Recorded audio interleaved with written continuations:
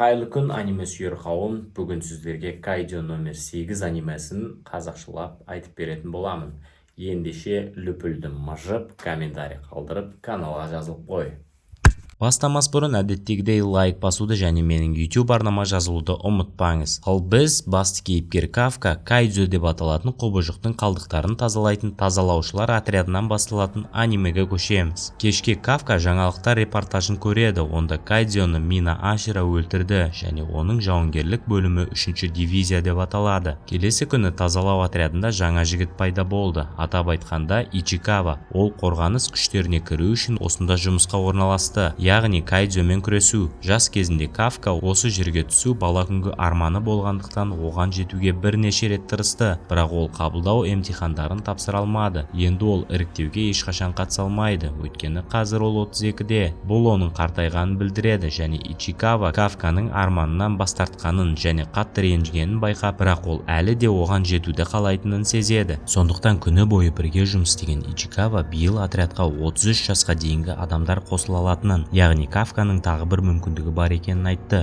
Осыдан кейін бірден сателлит оларға шабуыл жасайды. Кафка Ичикавадан қашуды және көмекке адам шақыруды сұрайды, ал өзі Кайдзёны өзіне назар аударта бастайды. Қашу кезінде Кафка кішкентай кезінде Минамен дос болғанын және олардың қаласына Кайдзё шабуыл жасағанда олар қорғаныс күштеріне қосылуға бір-біріне уәде бергенін есіне алады. Нәтижесінде Мина әлі де емтихандарды тапсырып отрядқа қосылады. Сонымен қатар 3-ші отрядтың жетекші лауазымын алды. Бұл кезде Кафка сателлиттен жараланғандай болды, бірақ Ичикава оны өлімнен құтқарып, жол белгісімен Кайдзёны ұрды. Тағы 1-2 минуттан кейін 3-ші дивизион оқиға орнына келіп сателлитті өлтірді. Түнде Кафка мен Ичикава ауруханаға қалады. Бірақ сол кезде Кафкаға ұшатын мақұлық аузына кіріп шабуыл жасайды. Осы жаратылыстың арқасында Кафка Кайдзёға айналады және пациенттердің бірі бұл туралы хабарлайды және Ичикава Кафкаға қашуға көмектеседі. Дегенмен бұл енді ол қорғаныс күштеріне кіре алмайды дегенді білдіреді. Өйткені оның Кайдзё екенін біреу білсе бірден өлтіреді. Қалаға қашып кеткен Кафка күндіз оларға шабуыл жасаған тағы бір Кайдзёны сезді. Күндіз оларға шабуыл жасаған Кайдзё қыз бен оның анасын жеуге дайын болды. Алайда Кафка оларды құтқаруға үлгерді. Ол Ичикавадан адамдарға қамқорлық жасауды сұрайды және ол өзі Кайдзёға шабуыл жасап оны өлтіреді. Көп ұзамай бұл жерге қорғаныс күштері жетеді және бұл қыздан олар тағы бір құбыжықты өлтірген Кайдзё туралы біледі. Осылайша жаңалықтарда 8-ші Кайдзё туралы ақпарат пайда болды. Бұл қорғаныс күштері ешқашан ұстай алмаған тарихтағы алғашқы Кайдзё. Тіпті кезінде жапондық барлық күштер оны іздеуге күштерін жұмсаған. 3 айдан кейін қорғаныс күштерінің отрядына іріктеу басталады және Кафка әскері Ичикавамен бірге бірнеше кезеңнен өте алады. Осы айларда Кафка өзін бір қалыпты ұстауға тырысты, алайда ол сәтсіздікке ұшырады және өзін ұстатпау үшін өзінің күшін емтихандарда тапсыруға пайдаланбайды. Екінші кезең басталады. Онда сарбаздардың дене дайындығы мен қызметке жарамдылығы тексеріледі. Осы жылдар бойы Кафка жақсы физикалық формада болса да, оның жасы өзіне байқалады және емтиханның бұл бөлігін тапсыру оған өте қиын болды. Сондай-ақ Ичикава биыл іріктеуге қатысушылардың барлығы ерекше күшті екенін атап өтеді. Бірақ олардың арасында да Кикору ерекшеленеді. Себебі ол 16 жасында бірінші орында. Дегенмен Ичикаваның айтуынша олардың әлі де мүмкіндіктері бар. Өйткені түрлі сыбыс бойынша соңғы сынақ Кайдзё биологиясы туралы білімдері мен соларды бөлшектеу білімдерін тексереді. Сондықтан оларда сол жағынан артықшылық болады. Өйткені олар тазалаушы болып жұмыс істейді. Емтиханның қорытынды бөлімін Хошино, яғни 3-ші бөлімнің командирінің орынбасары жүргізеді. Емтихан полигонда өтеді. Онда негізгі міндет сол жерде орналасқан Кайдзёны өлтіру болып табылады. Осы мақсатта қатысушыларға арнайы костюмдер беріледі және олар жауынгердің физикалық қасиеттерін жақсарту үшін қолданылады. Сынақ басталғанға дейін барлық қатысушылардың жауынгерлік қасиеті өлшенеді. Ичикавада 8% құрайды. Бұл өте жақсы деп саналады. Өйткені тіпті дайындалған жауынгерлерде де орташа есеппен 20% болады. Дегенмен Кикорудың жауынгерлік қасиеті 46% құрайды. Бұны Минаның деңгейімен салыстыруға болады. Бұл оның таңдауындағы ең күшті жауынгер екенін білдіреді. Соңғы болып Кафканың қасиетін өлшеді және оның дәрежесі 0% болды. Бірақ 0-дік потенциалы бар жауынгерлер жоқ деп есептеледі. Соған қарамастан олардың барлығы 36 сателлит пен бір кардинал орналасқан полигондағы шайқасқа жіберілді. Кикору бірден алға ұмтылып бірнеше сателлитті өлтіреді. Сонымен бірге өзінің үлкен тәжірибесінің арқасында Кафка сателиттің бірін танып, оны гранатамен үнін өшірді. Содан кейін оның әлсіз жері қайда екенін айтты. Кайдзоны өлтіргеннен кейін Кафка мен Ичикава келесіне жүгірді, бірақ сол кезде сателлит Кафкаға шабуыл жасап, оның аяғын сындырады. Емтихан алушылар амалсыздан оған қорғаныс щитін қосқысы келді, бірақ бұл оның дисквалификациясын білдіреді. Алайда Кикору өзінің ұрыс алаңында жүргенде ешкім өлмейтінін айтып, оны құтқарады. Осыдан кейін ол сынақты аяқтау үшін кардиналды іздеуге кіріседі. Ауыр жарақаттарға қарамастан Кафка Ичикаваның иығына отырып сынақты жалғастыруды шешеді. Алайда барлық жұмысты кардиналды өлтірген Кикорудың өзі жасады. Сынақ аяқталды деп жарияланады, бірақ барлық қатысушыларға базаға оралу керектігі айтылды. Бірақ осы кезде кардиналдың астынан тағы бір кайдзо шығып Кикоруға шабуыл жасайды. Ол күшті болып шықты және оның денесін оқпен тесе алды және барлық өлтірілген кайдзолардың қайта тірілуіне себеп болды.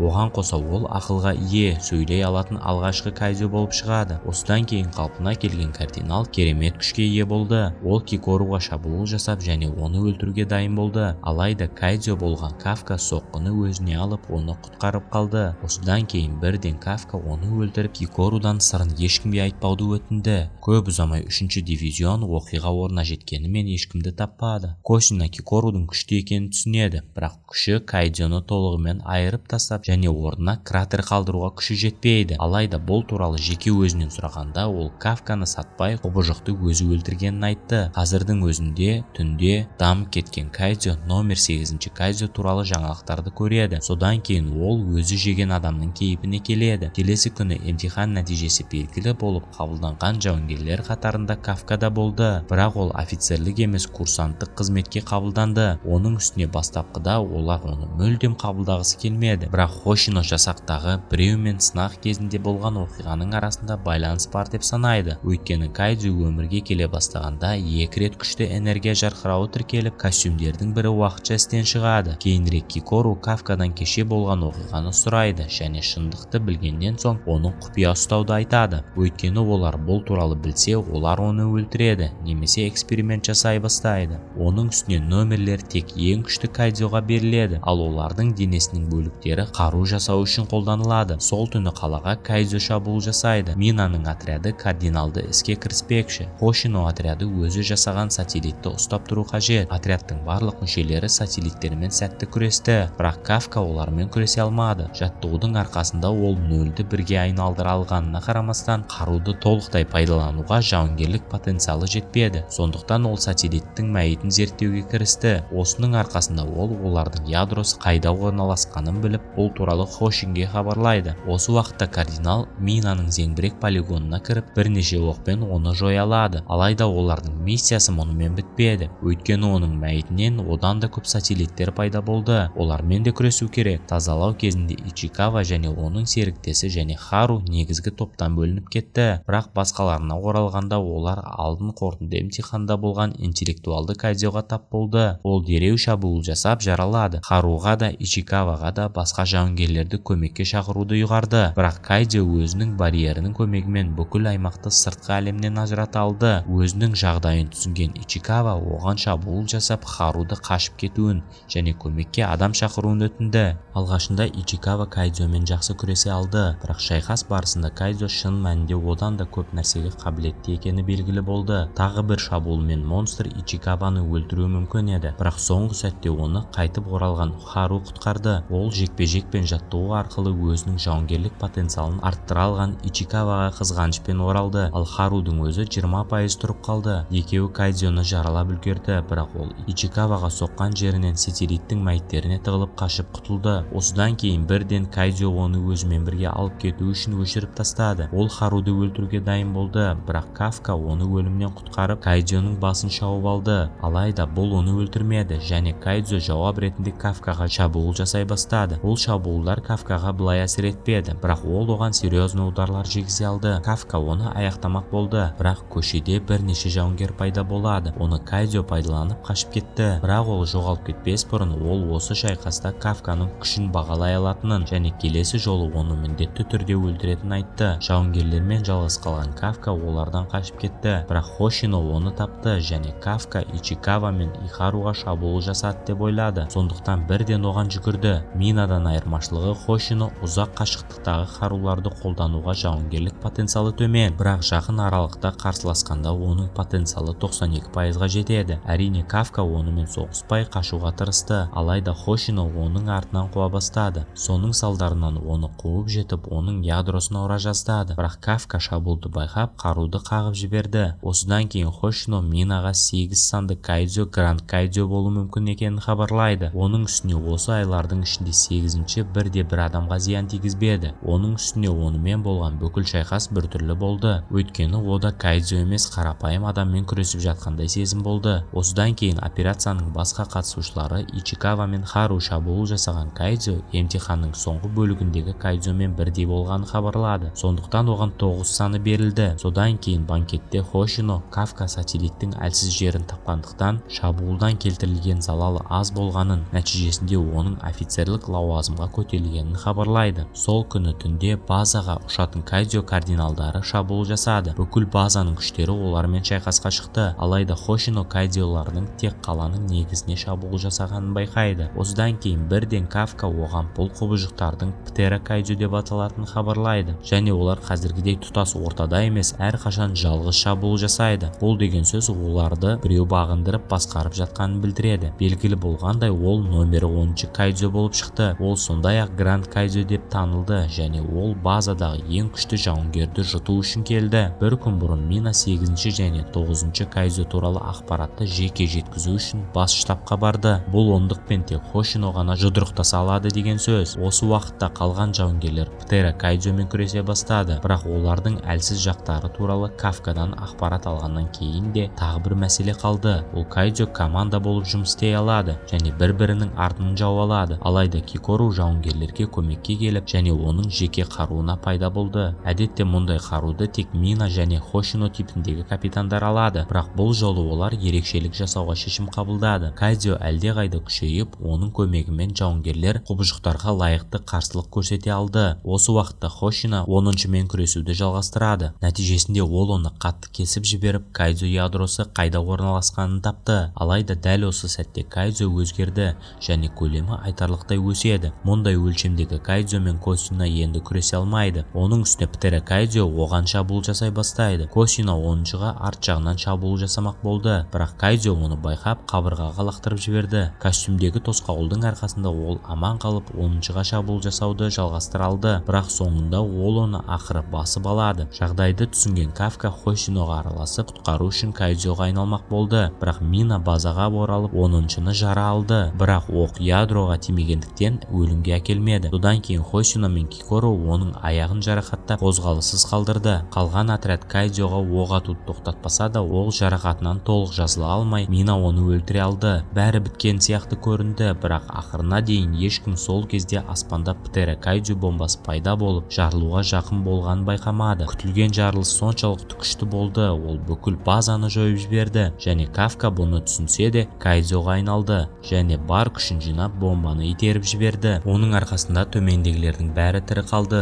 Дегенмен дивизия оны әлі де тұтқындауға мәжбүр болды. Мұны білген штаб 8-ші нөмерлі кайдзёны өздеріне жеткізуді бұйырды. Алайда прослушка мен камера жоқ көлікке кірген Мина дивизияда ешкім оны жау санамайтынын айтты. Сонымен қатар ол оны қорғау үшін куәгерлерді жинап және оның жетістіктері мен артықшылықтары туралы баяндама жазады. Кафканы базаға жеткізгеннен кейін Кикорудың әкесі бас қолбасшы Исао Кафканың рентген нәтижесінде ядро анықтағанын айтады. Бұл оның сөзсіз кайдзё екенін білдіреді, сондықтан оны жою керек. Сол үшін Исаоның өзі Кафкамен айналысқысы келеді. Қызының оны құтқарып қалдым деген сөзін елемей, Исаоның бүкіл 3-ші дивизиясы Кафкаға оқ жаудырды. Егер ол адам болса, ол әлде қашан өлетін еді. Соны өлтірмекші болған Исао костюмын киіп, номер 2-ші кайдзё етінен жасалған қаруын алады. Кафка Исаоның күшінен тайдырмақ болған, алайда ол Исаоның керемет күшін сезінетін ең күшті жауынгер екенін білмеді. Кафка Исаоның күші жағынан Гранд Кайдзёмен салыстыруға болатынын түсіне бастайды. Мұның бәрі номер 2-ші кайдзё керемет күшті болғандығына байланысты, ал Исао өз билігі күшін өзіне бағындыра алған жалғыз адам болды. Көптеген соққылар алған Кафка кенеттен денесін басқара алмайтынын сезді, ал кайдзё өзі бірден күшті формаға айнала бастады. Енді Кафканың орнына кайдзё қолбасшымен шайқасады, ал Кафка мұның алдын ала алмайды. Бұл күйде кайдзё Исаоны қатты жаралай алды. Содан кейін құбыжық күшті формаға айналуын жалғастырды және Кафка мұның алдын алуға қанша тырысса да еш ештеңе істей алмады. Бұл шайқасты Кикорудың бақылап тұруы, оның өмірін сақтап, жақсы досы болған адамның әкесін көзінше өлтірмек болғаны қатты қиналғаны жағдайды қиындата түсті. Алайда ол Кафканың адамгершілігіне соңына дейін сенеді және оның санасына сезімін жеткізгісі келді. Бұл бункер базадағы ең күштісі, бірақ ол тіпті Кафка мен Исао арасындағы күреске әрең төтеп бере алды. Бұл таңқаларлық емес. Былайша айтқанда нөмірлі Кайдзо шайқасып жатыр. Бұл жекпе-жек те қызық, өйткені Исао шынымен де Кафканы өлтіргісі келсе, оны әу бастан жасаған болар еді. Яғни бұл күресімен Кафкаға өзінің адамгершілігін дәлелдеуге мүмкіндік береді. Кафканың үлкен проблемалары бар, өйткені оның ішіндегі Кайдзо оны толығымен дерлік жұтайын деп жатыр. Осыдан кейін ол Исаоны өлтірмек болады. Бірақ соңғы сәтте Кафка Исаоны өлтірмеу үшін оның денесін бақылауға алып, өзін ауыр жарақаттай алды. Дегенмен командир бұл дуэльді ерекше бағаламады және барлығы оны өлтіруді шешті. Тіпті Кафканың жақсы екенін штабқа хабарлаған Мина да оларды сендіре алмады. Сонымен қатар, егер адамдар отрядтың қатарына Кайдзо кіргенін білсе, онда олардың арасында паника басталады. Өйткені олар кез келген көршінің Кайдзо болып шығуы мүмкін деп күдіктене бастайды. Демек соңғы сөз Кафкаға мүмкіндік беруге шешім қабылдаған Исаода қалды. Соңғы оқиғалар Кайдзо шабуылдары өте нашар дабыл болып табылды және егер дәл қазір нөмірленген Кайдзо оларға шабуыл жасаса, олар оған ештеңе істей алмайды. Сондықтан оның айтуынша Кафка олардың үміті және олар оны күшті қару ретінде пайдаланғысы келеді және олар Кафканың өмірін сақтап қалуды шешсе де, ол әлі де адамзатқа олардың жауы емес екенін дәлелдеу керек. Ал ол бұны жақын арада дәлелдеу керек, өйткені 9-шы Кайдзо штабқа жаңа шабуылын дайындап жатыр. Қалай болғанда да Кафканың кешірімі туралы ақпарат жігіттерді қатты қуантып 3-ші дивизионға жіберіледі. Өйткені осы ынтымақтастық үшін олар оны қатты жақсы көрді және келесі сезонда не болатынын келесі видеодан білетін боламыз. Лайк басуды және менің YouTube каналыма жазылуды ұмытпаңыз және келесі видеода кездескенше.